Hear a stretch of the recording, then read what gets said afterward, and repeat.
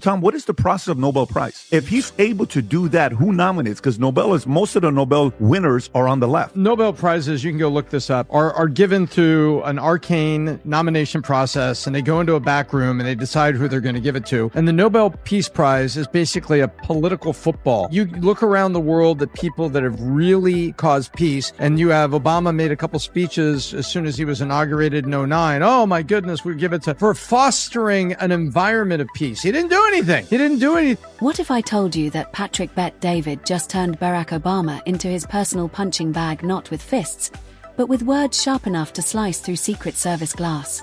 This isn't politics as usual. It's a full-blown roast session disguised as commentary, and it's got everyone clutching their pearls. How did a businessman walk into the ring and leave a two-term president wobbling? Stick around, this meltdown is way too good to miss. Okay. So you hear these stories, and it's becoming more and more and more. I guess here's the question. If they got a divorce, what's the big deal? Nothing. Okay. Absolutely nothing. So if they got a divorce and it didn't work out, Michelle's doing a podcast. I saw the numbers yesterday. Their episodes keep getting fewer and fewer views, according to You want me to tell you the numbers, If Matt? you have it, yeah. So Sure. the new podcast continues to tank. The viewership is down over 75% compared to her first episode. Her viewership has been dropping since her show on March 12th. So it went from episode 1, 335,000. Episode 2, 194,000. Episode 3, it jumped back up. Episode 5, 141. Episode 6, 63,000 views. Can you just go to the channel, Rob? Let's see how it's doing. So people are just not feeling it. It's ranked 34 on Spotify. And you know what it is, Pat, why he's looking it up? It's not fair. Like, if you're in an unhappy relationship, I feel like when it comes to politics and these politicians, you have to stay together because of your public image. And it's like, bro, you're unhappy. Patrick Bet David built his empire by shredding business myths and making people rethink everything they thought they knew about money, power, and leadership. But recently, he aimed that same blade at someone most people still consider untouchable, Barack Obama. The result? Picture a heavyweight boxer stepping into the ring with a magician, pulling back the curtain, and revealing it was all smoke and mirrors. So when I look at Obama, he had an opportunity, but he wasn't raised with a black American. So he don't connect with us. He don't relate to us because he's not a black American. He come from an African man who had a baby with a white woman overseas and raised by his white racist granddaddy and his loving white grandmama. He grew up at school dating white women. Like, who you date, your mama? Michelle was a political move for him. You think so? He would never got elected had he had a white woman. That's why Kamala couldn't get elected. Ain't nobody vote for no black woman with no white man coming from our culture. Obama's carefully polished image didn't just take a scratch, it got wrecking bald. For more than a decade, he's walked around with this glowing aura. The golden boy of politics who could do no wrong. Smooth speeches, a charismatic smile, a movie star presence, the political version of a Marvel superhero origin story. Barack Like Obama Sade. sitting like that. Where is his junk? It has to be mushed That's and mashed. what you It's not By even the a- way, by That's the way, what you interrupted Tom for? He's talking about his marriage? Tom was saying something Unbelievable. about the challenge of marriage. But listen, you know who else is like that? Gavin Newsom. Oh, hardcore. They sit like that. That takes hurts. art. That hurts. Yeah. But anyways, going Let's be back to grown-ups it, here, what guys. were some of the things Another that guy he with said? no junk. What did they say? What are some of the things? Not that one. If you go to the Sean Ryan picture, the Sean Ryan Newsom picture, It's so condensed. that's the one you want to look at. Every failure, repackaged as noble effort. Every scandal, swept under a rug woven from hope and change. Obama became the prom king who never gave up the crown, strutting through reunions reminding everyone he once gave that killer speech and yes, still fits the tux. But then comes Patrick Bet David. He doesn't care about tuxes, crowns, or nostalgia. He cares about receipts, numbers, facts, and he laughs while dumping ice water on the fantasy. There are three things hiding in plain sight here. The first that's hiding in plain sight was that Obama was nowhere in sight. He didn't come to a podium. He didn't do one of those impromptu interviews. The media that follows him around where he goes for his foundation or things he does didn't come up behind him. He didn't go on the podcast with his wife where he was talking about young men and things and needing gay friends a week ago to come back and says, I don't need any of this crap. No, nothing. Obama was silent. And that's what made the takedown sting. Politicians get criticized daily, it's background noise. But when someone like PBD comes with business logic sharper than a guillotine, People sit up straighter. Suddenly, it's not about partisan mudslinging, it's about stats versus slogans. Start with the economy. Obama was sold as the savior of the middle class after the financial crisis. Sure, headlines looked shiny, stocks up, banks bailed, unemployment down. But Patrick zoomed in like an accountant catching the books off. And the cracks lit up. Middle-class wages stagnated.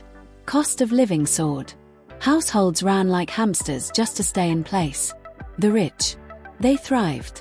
Wall Street grew like weeds. Regular Americans. Still clipping coupons, juggling jobs, praying the car didn't break. Obama became the paradox. The leader loved for saving the people while the people kept feeling squeezed. You got Trump, you got Obama. What do you think about Obama? How much did Obama do for the black community? Nothing. You don't think he did a lot of good for the black He community? didn't do nothing. He didn't change your life positively, like. He changed. But he's black. He spent 8 years. He spent 8 years giving the homosexual community all of our civil rights. We still need a little bit more. So Dr. King and them fight wasn't for integration. It wasn't really to take the Jim Crow signs down. The initial fight, and it lasted for a while. The initial fight was equal rights and equal protection under the law. Patrick framed it brutally simple. If a CEO bragged about success while his employees couldn't afford lunch, would you clap? That's how he flipped the script. He dragged Obama's economy out of the glossy brochure and into a profit and loss statement, and the picture wasn't pretty. Like realizing your favorite fancy restaurant was just microwaving leftovers at 5-star prices. Then came foreign policy. Obama, the Peace Prize president, promised fewer wars. But Patrick stripped it to cold bullet points: record drone strikes, burning Middle East conflicts, America's global reputation in tatters. The irony stung the peace icon, expanded wars. Patrick didn't need sarcasm. The irony wrote itself. The lifeguard was tossing water balloons. So Obama could not relate to the black American struggle coming from the N-I-G-G-E-R slave. He's not a seed of a slave. So why would he cry with us? He wouldn't cry with his people, homosexuals. Those are his people. Them his people. Man, them his people. Stop. You saw what he, man, listen. You think? Yeah, he gave them the world. Yeah, them his people. How you recognize your kind? By their actions. Homosexual got action. And then there's healthcare, Obama's crown jewel. The Affordable Care Act. In theory, noble. In practice, families saw premiums skyrocket, small businesses drowned in paperwork, and affordable meant slightly less bankrupting. Patrick skewered it like a surgeon. Not about policy theory, about lived reality. Workers weren't bragging about plans. They were grumbling about bills. That's where he hit hardest, dismantling the gap between perception and reality. Obama excelled at storytelling inspiring speeches even while people struggled. But PBD countered with math. And once the numbers spoke, people asked, was Obama's success just a narrative masterpiece? Fans lost it. Loyalists defended him like a final boss, critics dropped charts, and the middle ground quietly muttered, wait, he's got a point. They openly talk about the divorce, okay? That people think we're getting a divorce, and they're joking about it. And Obama said a few things. One of the things he talked about was about young men and daughters, and I don't know if this is the one or not. I have it. You know which one I'm talking about? Where they talk about progressives, Democrats, and young men? Yeah. He was talking about, it was actually it was going in the right direction of a point, and then he talks about every man needs a gay friend. I'm like, oh, you were making a very good point. And then Patrick's demolition worked because it stripped Obama of his protective armor, charm. For years, critics of Obama got dismissed as partisan, predictable. But Patrick wasn't a political rival or bitter pundit. He was a businessman with KPIs and ROI on his mind. When he applied that lens, Obama's legacy looked like a slick marketing campaign. That's what stung. Politics can spin speeches, but numbers are harder to dodge. It was like catching a magician palming the card. You'll never watch the trick the same again. Obama's second term, he did none. Obama's first term, I think he did one. And Bush's first and second term, he did none on day one. This guy's come out the gates. One moment he's talking to World Economic Forum. Another second, you're looking at him, he's talking to California, chewing out, Bass and Mayor Bass and talking to the folks there. Next minute, he's in Vegas talking about no tax on tips. Next minute, you're seeing him talking to military folks. Next minute, you're seeing him on the media. And the ripple effects. Huge. If someone can openly shred Obama without the usual baggage, maybe no one's safe. The age of sacred cows in politics might be ending. And that terrifies establishment figures built on myths. Because if Obama can be critiqued with cold logic, who else is living on borrowed perception? The dominoes wobble. Leaders built on slogans start looking like emperors with no clothes. Patrick didn't just attack Obama's record, he attacked the way politics trains people to worship personalities instead of results. The real question: did life actually improve under leadership? If not, charisma doesn't pay the bills. I wouldn't look at Obama one way or another. I would simply say, I get it. It's tough. Good, God bless. And don't forget, they were young presidents. They weren't old presidents. Yes. So it's a difference when you're a young president. When you're a young president getting out and you're a star power, like Netflix showing everywhere he goes and da-da-da-da-da, it's a different kind of a... It was the unmasking. Obama went from superhero to human in a few bullet points.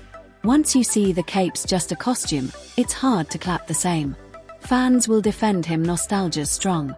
But thanks to Patrick Bet-David, the glow isn't untouchable anymore. Maybe Obama was just a master marketer selling a dream. And maybe Patrick just sold the world a new product. Reality. When he pulled the curtain, he didn't just expose Obama's record, he exposed the entire political playbook.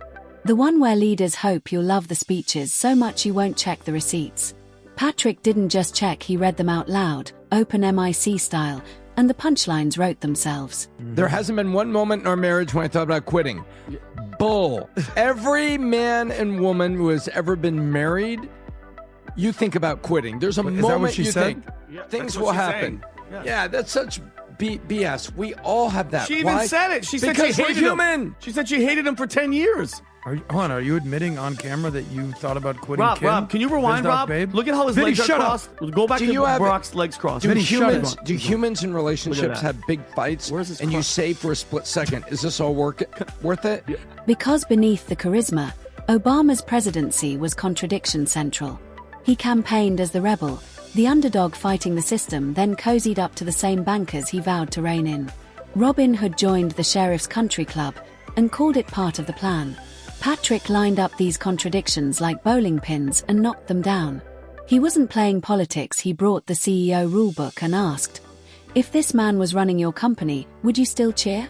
Suddenly, applause sounded nervous.